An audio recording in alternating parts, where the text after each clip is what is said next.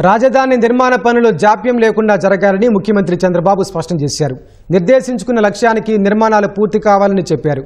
Returnable ప్లాట్ల రిజిస్ట్రేషన్ల విషయంలో రైతులకు ఏమాత్రం ఇబ్బందులు రానివద్దని మంత్రి నారాయణ అధికారులను సీఎం ఆదేశించారు.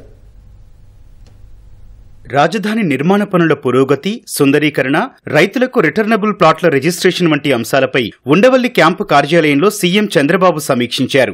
ఏ నిర్మాణాలను ఎంతవరకు పూర్తి చేశారు, వర్క్ ఫోర్స్ ఏ మేరకు ఉంది, నిర్మాణాలకు అవసరమైన సామాగ్రి, మెషినరీని ఆయా సంస్థలు ఏ మేరకు సమకూర్చుకున్నాయనే దానిపై అధికారులను వివరాలు అడిగి తెలుసుకున్నారు. ఏ భవనాలను ఎప్పటిలోగా పూర్తి చేయాలో నిర్దిష్ట సమయాన్ని నిర్దేశించుకున్నామని, ఆ మేరకు పనులను పూర్తి చేయాల్సిందేనని స్పష్టం చేశారు. నిర్మాణాల్లో వేగంతో పాటు నాణ్యతా ప్రమాణాలను పక్కాగా పాటించాలని ఆదేశించారు. పనుల పురోగతిపై ప్రతి 15 రోజులకొకసారి సమీక్షిస్తానని చెప్పారు. ప్రస్తుతం వర్షాల కారణంగా నిర్మాణ పనుల్లో కొంతమేర జాప్యం జరిగినా రానున్న రోజుల్లో దాన్ని భర్తీ చేసేలా నిర్మాణాల్లో వేగం పెంచాలని సూచించారు. ఇంకా కొన్ని నిర్మాణ సంస్థలు వర్క్ ఫోర్స్, మెషినరీని పూర్తి స్థాయిలో కేటాయించలేదని, ఇలా ఉన్న సంస్థలు తమ పనితీరు మెరుగుపరుచుకోవాలన్నారు. రాజధాని భవనాల నిర్మాణాలకు అవసరమైన గ్రావెల్ సరఫరాలో ఎలాంటి ఇబ్బందులు రాకుండా గనుల శాఖతో సమన్వయం చేసుకోవాలని దిశానిర్దేశం చేశారు.